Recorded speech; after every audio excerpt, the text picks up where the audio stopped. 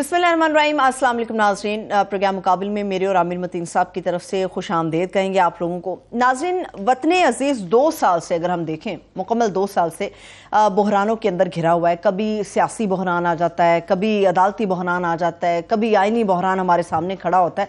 आखिर ये जो बहरानों का सिलसिला है, ये कब थमेगा, कैसे थमेगा, इसके ऊपर हम बात करने जा रहे हैं। मगर इसके साथ साथ हम ये भी देखते हैं कि लंदन से मुसलसल सख्त किस्म के बयानात तवातुर से तो आ रहे हैं, मगर जिस लेवल प्लेइंग फील्ड की बात की जाती है, अगर वो सब कुछ हो गया तो उसके बावजूद मियां नवाज शरीफ साहब जो हैं वो वतन वापस क्यों नहीं आ सकते? रुकावटें क्या हैं? मुकदमात रुकावटें हैं, सियासी हालात उनके दरमियान रुकावटें, इसके ऊपर बात करेंगे। और वफाकी दारुल हुकूमत की देखभाल में मामूर इदारा खुद ही इस्लामाबाद के माहौल के साथ किस तरह से खिलवाड़ कर रहा है, इसकी भी डिटेल आपके साथ शेयर करेंगे। आमिर साहब, अभी मैं आने से पहले स्टूडियो में मुकदमात की जांच पड़ताल कर रही थी कि कौन कौन से मुकदमात कासिम के अब्बू के ऊपर हैं, किस मुकदमात में कुरैशी साहब को पकड़ा है, असद उमर साहब के ऊपर कौन कौन सा केस डाल दिया गया है। मतलब एक गंद होता है ना, गंद पड़ गया हुआ है, कोई समझ नहीं आ रही कि आपने दाएं जाना है बाएं जाना है। मुझे लगता है हम एक अंधी गली के अंदर हैं। ये गंद पड़ गया कि काफ़ी सिनोनिम्स हैं और भी अल्फाज हैं। अब तो ऐसे चल रहा है, सियासतदानों से हम ये सीख रहे हैं। मुझे ना ये आप इसको कह लें कि सांप सीढ़ी का खेल कह लेते हैं लोग, फिर आप जिगसॉ पजल है, इतना वो गंद पड़ गया कि हमारे लिए भी बड़ा मुश्किल हो गया है। तवाइफुल मलूकी, इसके लिए मेरा सबसे बेहतरीन लफ्ज़ यही है कि तवाइफुल मलूकी इतनी है कि हमारे लिए भी इतना ज़्यादा मुकदमात हैं और इतने ज़्यादा पेचीदगियाँ आ गई हैं कि सारे इदारों के दरमियान में लड़ाई, ये भी नहीं पता चलता कि किस किस इदारे की किस किस से लड़ाई है। वो मैं खुद ये आज लिस्ट बना रहा था, मैंने कहा यार भूल जाता है कि तकरीबन आप देखें ना, क्यों आम आदमी कितना कंफ्यूज होगा कि हम इतने कंफ्यूज हैं जिन्होंने डे टू डे करना होता है कि उसमें कोई 10 तो फॉर एग्जांपल जो है पीटीए चेयरमैन पे कोई 180 केसेस हैं, ठीक है, और जो है 10 के करीब जो है ना सुप्रीम कोर्ट में बहुत ही अहम केसेस हैं जिस पे ऊपर जो है दूर रस्त ताइज होंगे, जिसके पाकिस्तान की रियासत पे, गवर्नमेंट पे, इदारों पे।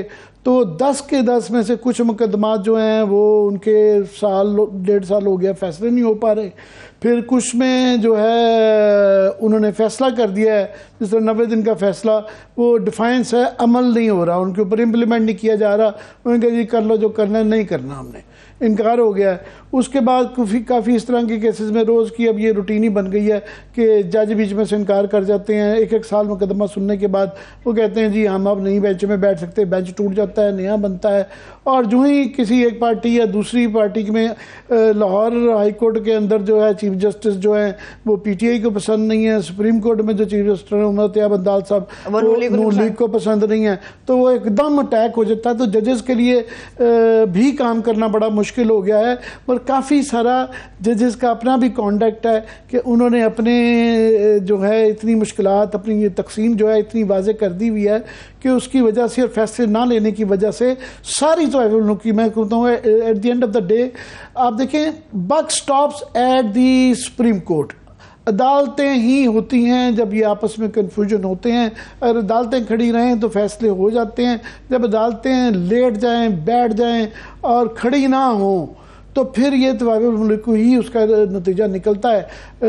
और इम्प्लीमेंट करवाएं, मतलब वो जो कहता है हेवंस में फॉल, ये एक मकूला है कि चाहे आसमान गिर जाए आपने फैसला करना है, अमल दरामद भी कराना है। ये नहीं आप कह सकते जस्टिस चीफ जस्टिस अताब बंदयाल साहब की तरह कि जी मैंने ये फैसला 90 दिन का कर दिया है, इम्प्लीमेंट करवाने का फैसला जो है वो अब तारीख करेगी। तारीख नहीं करती होती, खुद ही करना होता है। तो एक किस्म का मैं लिस्ट बना रहा था मुकदमात की जो इम्पोर्टेंट है।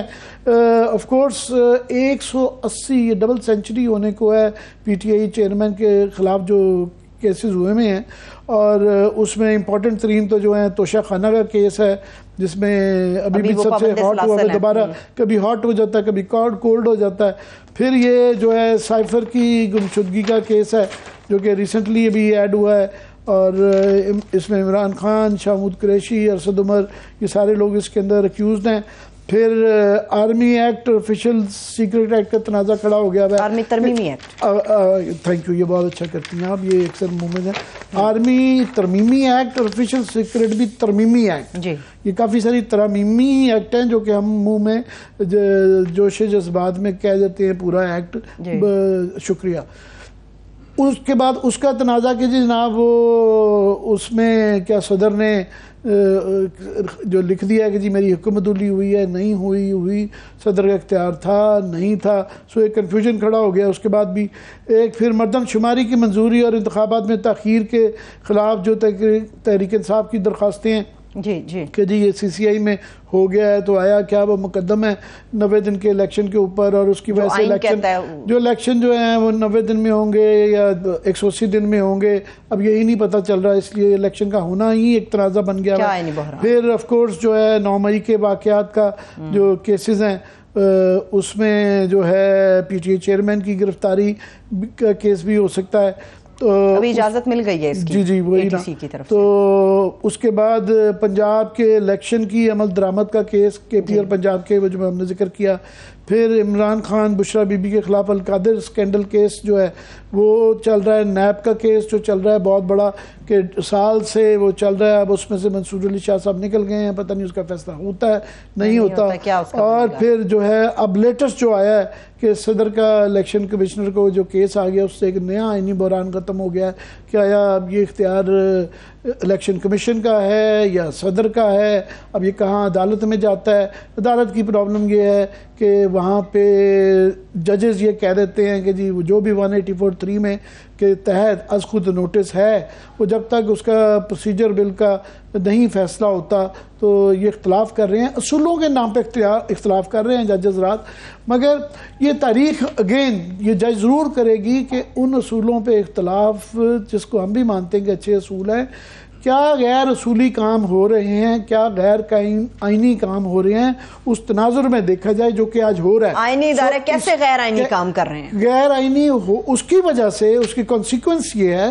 सो ये अदालत का वो ज़रूर लिखा होता है पट्टी के आंखों अंधी होते हैं, इंसाफ अंधा होता है, मगर इतना ज़रूर अंधा नहीं होता कि वो तनाजुर ना देखे कि इन फैसलों के असूली फैसलों की वजह से क्या बेअसूली के फैसले हो रहे हैं और जिसकी वजह से ये मुल्क में अफरा तफरी है। इसलिए ये तमाम के तमाम वो जज जो कि बड़े ही अच्छे जज हैं, किसी जज को भी हम बुरा तो कह ही नहीं सकते, अच्छे जज हैं और बड़े नामवर जज हैं और उनमें से 3-4 ने चीफ जस्टिस बनना है, मगर उनके इन असूली फैसलों की वजह से जिनके वो असूल हैं कि जिस पे आप हम एक बहुत बड़ा तबका उनसे एग्री करता है कि वाकई बेंच बनाने के जो इख्तियारात हैं चीफ जस्टिस के उसको रैशनलाइज करना चाहिए। उसके बाद चीफ जस्टिस का जो इख्तियार है उसको भी रैशनलाइज करना चाहिए, उसको नोटिस लेने का तरीकाकार जो है उसको भी रैशनलाइज करना चाहिए, इस पर किसी को कोई इख्तलाफ नहीं है। मगर फिलहाल जब तक ये फैसले नहीं आते और ये चीफ जस्टिस हैं तो ये एक तबका ये कहता है कि उनका इख्तियार है, तो उसके बदले में जो 90 दिन का फैसला नहीं हो रहा इलेक्शन का और गैर आईनी नहीं हो रहे, तो ये सारा जो क्यास है वो लार्जली ये सुप्रीम कोर्ट की अपनी तकसीम की वजह से है। काफ़ी फैक्टर्स हैं उसमें, आप कह सकती हैं बाकी जो है मुकन्ना के भी और जो है इंतज़ामिया के भी और सियासी पार्टियों के भी और जो है मीडिया के भी, सभी के कुछ ना कुछ कहीं ना कहीं ये आप जहाँ पर लेकर आ रहे हैं मुझे आमिर साहब, ये हमारी रियासत के अहम सतून है, हमारे सिस्टम के, हमारे मुल्क के लोगों को इनकी समझ बूझ होना बड़ा ज़रूरी है। जिस तरफ आप लेके चल रहे हैं, मुकन्ना की तरफ आपने इशारा किया, आपने जुडिशरी की तरफ इशारा किया, मैं चाह रही हूँ कि 1 बाय 1 लोगों की समझ में आना चाहिए कि पाकिस्तान के अंदर जब सिस्टम चलता है या रियासत का मामला चलता है वो किस तरह से एक सतून से दूसरे सतून की तरफ जाता है और किसकी अहमियत सबसे ज़्यादा होती है जिस पर आखिर पर एक नज़र टिकी रहती है हमारी। ये बहुत अच्छा किया है आपने सवाल कर लिया कि हम डे टू डे उसमें इतना फंस जाते हैं कि जी आज ये ख़त लिखा गया, आज इस मुकदमे में ये हो गया, कि हम लार्जर पिक्चर ही भूल जाते हैं कि लार्जर पिक्चर क्या है, बड़े कैनवस पे कैसे देखना है इसको, कि ये दूर से बैठे हुए जो पाकिस्तान से बाहर जो लोग पाकिस्तान को देख रहे हैं, यहाँ के इदारों को देख रहे हैं, यहाँ की जमहूरियत को देख रहे हैं, तो वो क्या देख रहे हैं। हम तो एक रट में फंसे हुए हैं और खुद अलमिया ये है कि इतनी पोलराइज्ड सोसाइटी हो चुकी हुई है, हर एक ने अपनी दूरबीन लगाई हुई है, अपनी दूरबीन से देख रहा है, और PTA की दूरबीन है, PDM की दूरबीन है, यही जो तफरीक है वो अदालतों में भी आ गई, मीडिया में भी आ गई है क्लियरली। जिस तरह लोग कहते हैं कि जनाब हम काफ़ी वकला ये कह देते हैं कि बेंच देख के बता देते हैं कि फैसला क्या आना है, उस तरह ही एंकर देख के भी बता देते हैं आप कि यार इनका क्या ओपिनियन होगा। कुछ दूरबीन में क्या नजर आ रहा है? मैं ये जरूर कहता हूँ, मैं नाक़िस की कोशिश जरूर करते हैं हम कि थोड़ा सा एक इंडिपेंडेंट सा व्यू दिया जाए। कोई इंडिपेंडेंट कोई वैक्यूम में नहीं होता, इंडिपेंडेंट के अंदर ऑफ कोर्स आपके मेरे ओपिनियन आते हैं और वो पोजीशन ली जाती है, मगर एक एफर्ट किया जाता है कि दूसरे के नुक्ता नज़र को भी ज़रा समझ लिया जाए। ये इसका फैसला आप और मैं नहीं कर सकते कि हम कह सकते हैं कि हम बड़े इंडिपेंडेंट की कोशिश करते हैं, मगर अल्टीमेटली नाजरीन फैसला करते हैं कि हमारे देखने वाले कि हमारा ये जो क्लेम है किस हद तक ये कोशिश जो है काविश कामयाब होती है।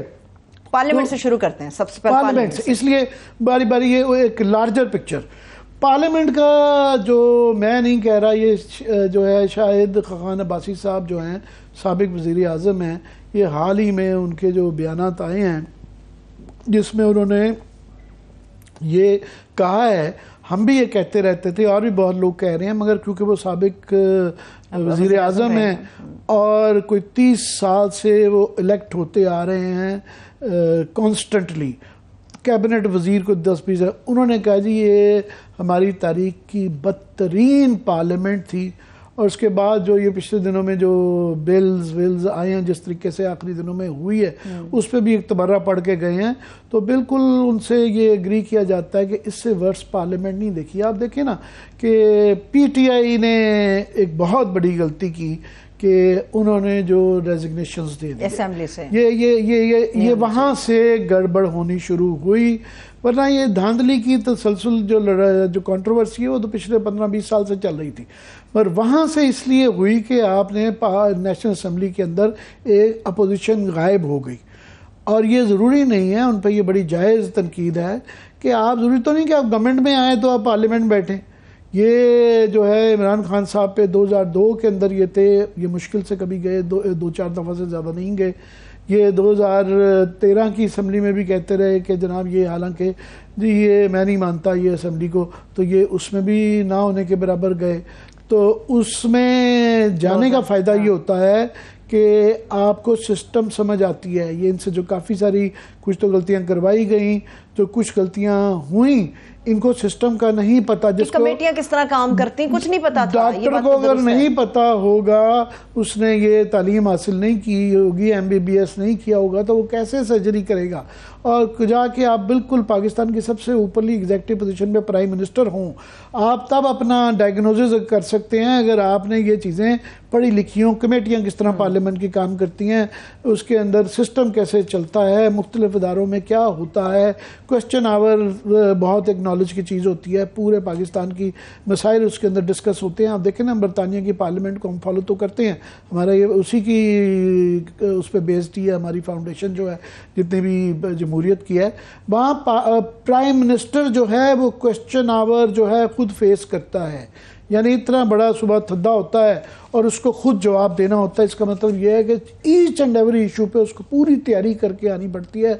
अगर एक दिन भी एक सवाल के ऊपर वो लाइव दिखाया जा रहा था, पूरा मुल्क देख रहा होता है कि अगर एक सवाल के ऊपर एक वो बोंगी मार दें तो वो एक मजाक बन जाता है। कतई कलामी की माफ़ी, मुझे याद है 2018 में इलेक्ट होके आने के बाद खान साहब ने भी कहा था कि हर बुध का दिन तय था कि वो आएंगे और जो सवालात और क्वेश्चन वो तो दूर की बात है। फिर ये वैसे उससे पहले भी जो है यूसुफ रजा गिलानी साहब ने भी ये ऐलान किया था कि मैं ये क्वेश्चन आंसर खुद किया करूंगा, कम से कम फिर भी कहा कि हफ्ते में एक दिन करूंगा। 2-3 हफ्ते आए भी, मगर उसके बाद वो फिर आना बंद हो गए।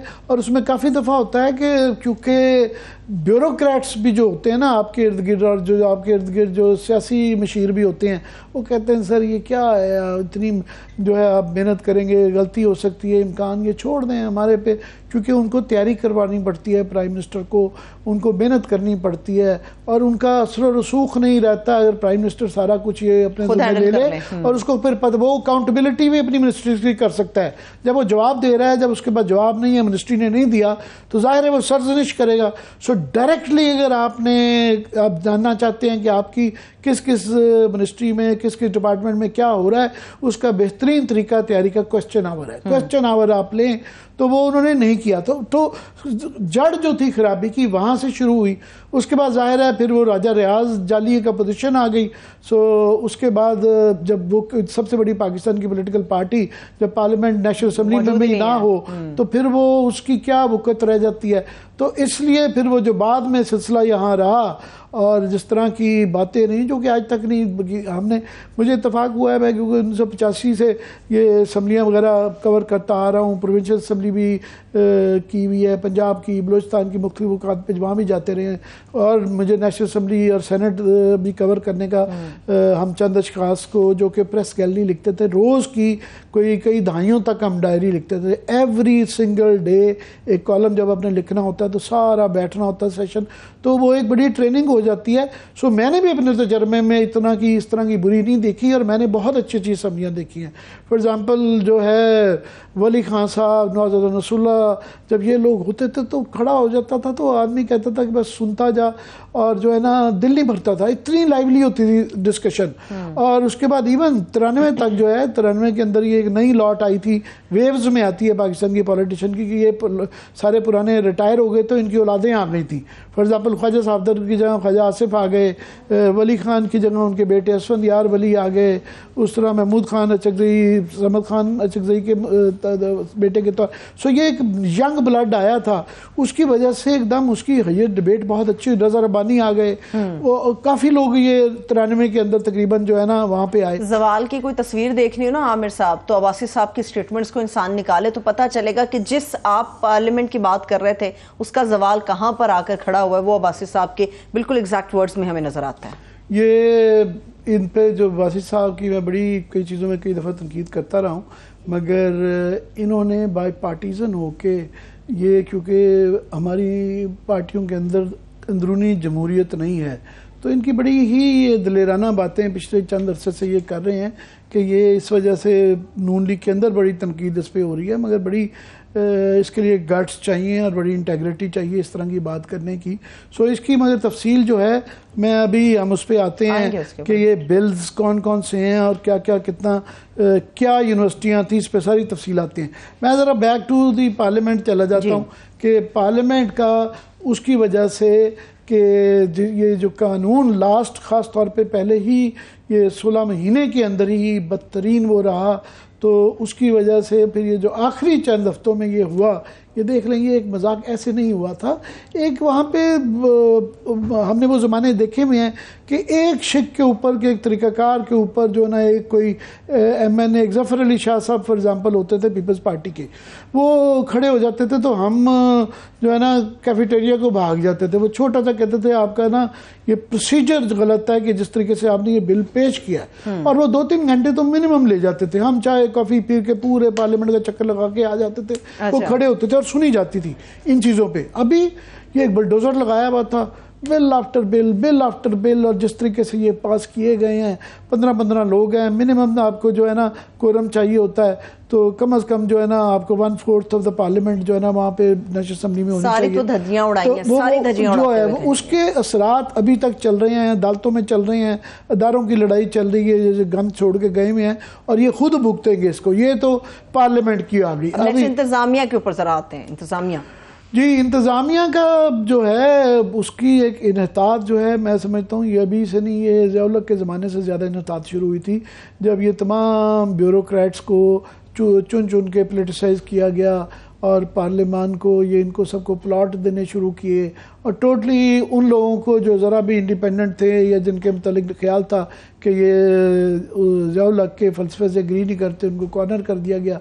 फिर वो एक सिफारिश का सिलसिला शुरू हुआ, उसके बाद से इन्हतात शुरू हो गया कि जिसकी सबसे बड़ी मिसाल तो ये है कि ये जो अभी हाल ही में जो नैब के काफ़ी सारे मुल्ज़मान हैं वो अभी भी मुल्ज़िम हैं, उनको भी ये तमगाए और हिलाले इम्तियाज़ दिए गए जो है। चलिए, अब सारा ढांचा तबाह बर्बाद हो गया, सिर्फ एक नज़र है आखिरी जो इस वक्त जुडिशरी के ऊपर है।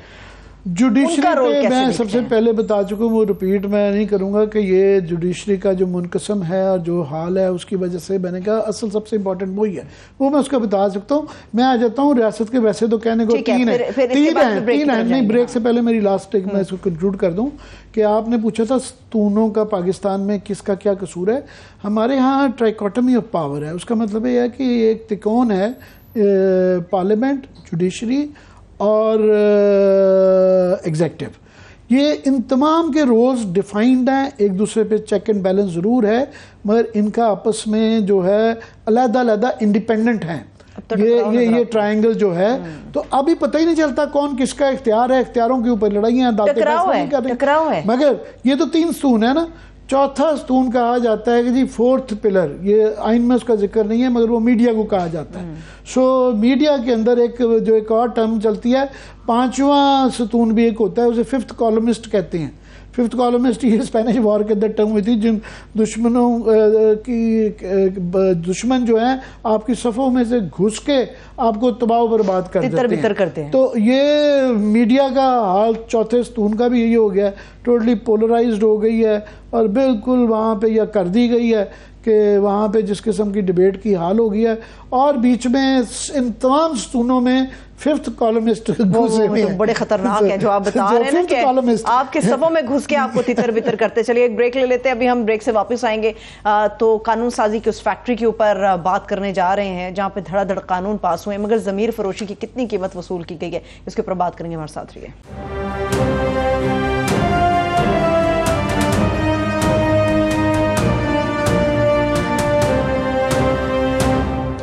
ब्रेक के बाद एक बार फिर से हम आपको खुश आमदेद कहेंगे। आमिर साहब, मुझे लग रहा था कि आप मेरे टीजर पे थोड़े से अफसुर्दा हुए हैं ज़मीर फरोशी। माजरत लफ्ज़ सख्त है मगर हुआ यही कुछ है बिलों के मामले पे। नहीं, ये जो है सबसे आसान है कि वाकई ये गंद पड़ गया ना, गंद ऑल क्रॉस है, चारों तरफ है, उसकी वजह से ये चल रहा है। अभी देखें ना, एक क्योंकि बिल के ऊपर जो कि 2 तरमीमी बिल थे, आर्मी एक्ट तरमीमी बिल और ऑफिशियल सीक्रेट एक्ट, उसके ऊपर क्योंकि उसके मुज़मरात और कॉन्सिक्वेंसेस बहुत ज़्यादा हैं तो सारी बहस उस पर चली गई है कि सदर साहब ने कहा है कि मैंने इसको पास नहीं था किया, ये मेरे साथ धोखा हुआ है। मगर बाकी जो उन्होंने बिल वापस किए वो भी बहुत अहम थे, वो इग्नोर हो गया। और ख़ास तौर पे उसके अंदर जो HEC का जो तालीम का सत्यानाश करके जा रहे हैं, तालीम का सत्यानाश करने का मतलब है कि आप मुल्क का निज़ाम तबाह करके जा रहे हैं, बेड़ा गर्क। और ये जो आपने शाहिद का खान अब्बासी का दिखाया, ये उसी के तल्ले के उस पर आते हैं। मगर मैं ज़रा क्विकली आपको बताऊं कि इस पर रोशनी नहीं पड़ी, मगर ये भी सराहने वाली बात है कि ये उन्होंने बिल्स वापस कर दिए हैं जो कि अगली गवर्नमेंट आपके डिसाइड करती, ये जाते हुए जल्दी में करने चाह रहे थे। टोटल 13 बिल्स जो उन्होंने जो वापस किए हैं सदर साहब ने, उसमें एक कोड ऑफ क्रिमिनल प्रोसीजर तरमीमी बिल था। इसके अंदर ये करने जा रहे थे कि ये ब्लास्फेमी लॉज की बहुत ज़्यादा सख्त सज़ा दे रहे थे, और इसके पीछे जो रैशनल था उनका कि आगे ही सज़ाए मौत है, उससे ज़्यादा कड़ी सज़ा क्या हो सकती है।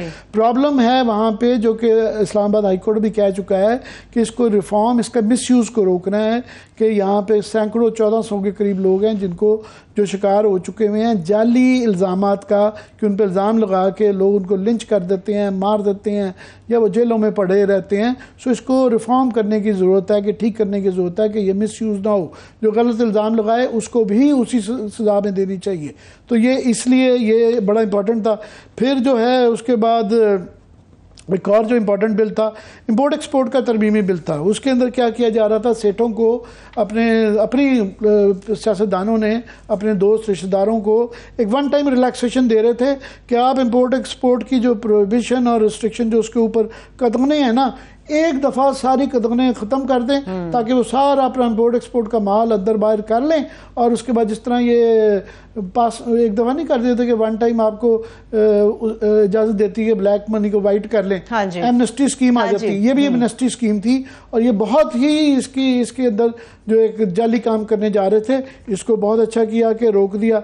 उसके बाद फिर एक सहाफ़ी और मीडिया प्रोफेशनल तहफ़्फ़ुज़ बिल था। इसका अंदर ख़राबी ये थी कि ये इंफॉर्मेशन मिनिस्ट्री HR से लेके ह्यूमन राइट्स मिनिस्ट्री से इंफॉर्मेशन को दे रहे थे। इंफॉर्मेशन में ये नुकसान होना था कि वहाँ भी जो उनके फेवरेट लिस्ट होते हैं वो उनको तहफ़्फ़ुज़ मिलता है, जो उनके नहीं होते उनको वो जो है ना उनके ख़िलाफ़ इस्तेमाल होना शुरू हो जाता है। ह्यूमन राइट्स की मिनिस्ट्री में ख़ासतौर पे श्री मज़ारी के दौर में बहुत ज़्यादा इससे तहफ़्फ़ुज़ सहाफ़ियों को मिला हुआ है, तो इसलिए मैं समझता हूँ ये भी मुनासिब है। पूरी बाकी एक लंबी लिस्ट है जो कि टिकर्स के अंदर चल रही होगी कि नेशनल स्किल्स तरमीमी बिल है, फिर जो है newspaper news agencies and books registration bill था कि और सख्त किया जा रहा था इसको। फिर पब्लिक सर्विस कमीशन है, इस पर कोई बहस नहीं की गई थी कि इसको ये तरमीम जो ला रहे हैं क्यों करना चाह रहे हैं, किस तरह कर रहे हैं, ऐसे ही पास कर दिया। उसके बाद वफाकी उर्दू यूनिवर्सिटी तरमीमी बिल, एक यूनिवर्सिटी के लिए आप देखें एक पूरा एक बिल लाया जा रहा, कानून बनाया जा रहा था। फिर वफाकी उर्दू यूनिवर्सिटी तरमीमी बिल, उसको भी तरमीम की जा रही थी बहस के बगैर, पता नहीं था किसको क्या फ़ायदा दे रहे हैं। फिर NFC इंस्टीट्यूट मुल्तान का तरमीमी बिल था, इसमें भी बहस नहीं थी कि पता नहीं चल रहा, जिस तरह उन्होंने कहा कि दर्जों की दिहाड़ियाँ लगी 15-15, 20-20 करोड़ की, तो ये 25 करोड़ पे बात जी। उसके बाद नेशनल कमीशन बराए इंसानी तरक्की जो है तरमीमी बिल, इस पर भी काफ़ी सवालात थे। कौमी इदारा बराए टेक्नोलॉजी बिल था कि इसके अंदर भी कोई नहीं पता चल रहा था कि किसको क्या बेनिफिट किया जा रहा है, बहस नहीं हुई थी। और उसके बाद होराइजन यूनिवर्सिटी बिल, एक बिल यूनिवर्सिटी बनाई जा रही थी और बिल्कुल उसके लिए कानून जो है ना वो बनाया जा रहा था, तो वो भी उन्होंने रोका। मैं सिर्फ क्विकली आपको बता दूं ये कि जो लिस्ट जो यूनिवर्सिटीज़ जो बनाई गई हैं यहाँ पे जो उसकी लिस्ट यहाँ पे मेरे पास यहाँ पे पड़ी हुई है, मैं जी हाँ, आप देखें जो हाल ही में हमने देखा कि जो जल्दी में यूनिवर्सिटियाँ बन जाती हैं या सही उनका इंतज़ाम नहीं होता, तो ये अभी बावलपुर यूनिवर्सिटी का केस हम फॉलो करते हैं। फिर ऐसे वाक़यात फिर होता है कि जब उसकी गुंजाइश से 4 गुना ज़्यादा बच्चे इनरोल कर लेते हैं, कैपेसिटी कर दें, तो फिर ये वाक़यात होते हैं।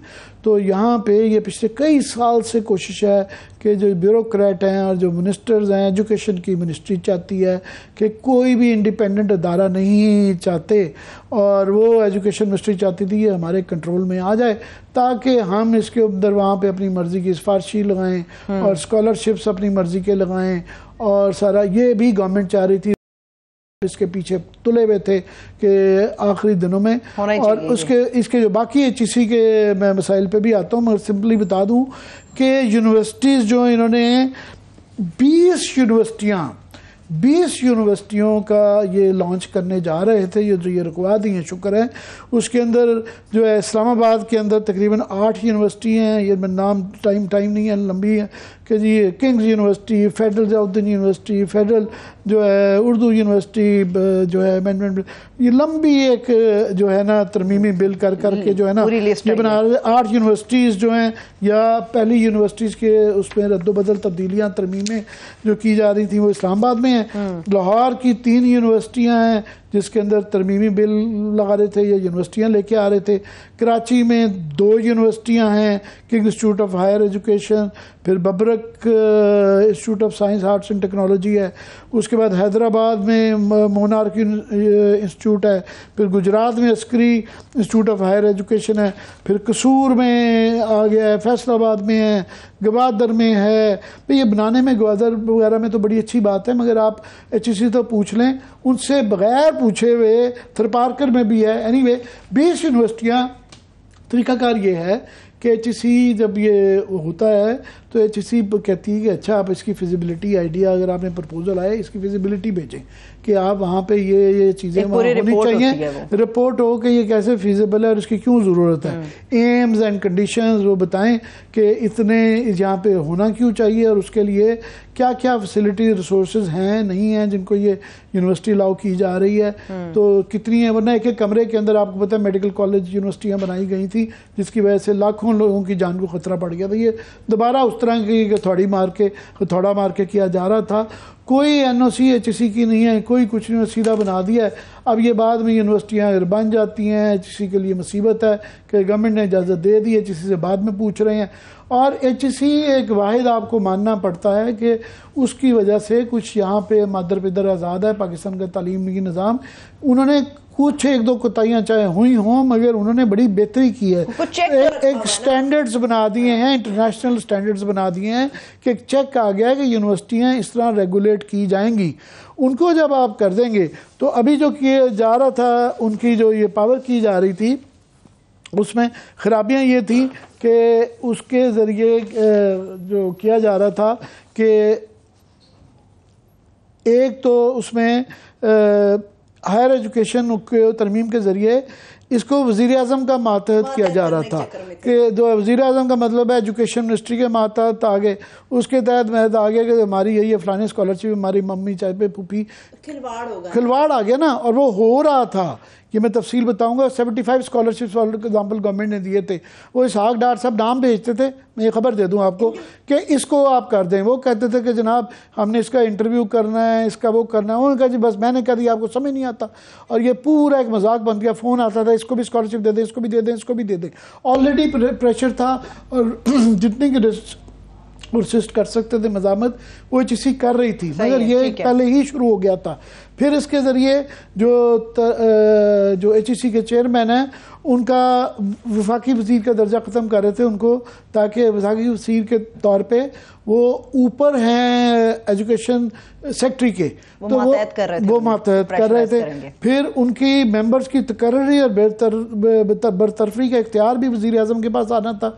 मतलब जो आपका काम नहीं कर रहा उसको फारिग कर दें, अपनी मर्जी के बंदे वहाँ पे लगा दें। इजाज़त दीजिए, अपना बहुत सा ख्याल रखिए, खुदा हाफ़िज़।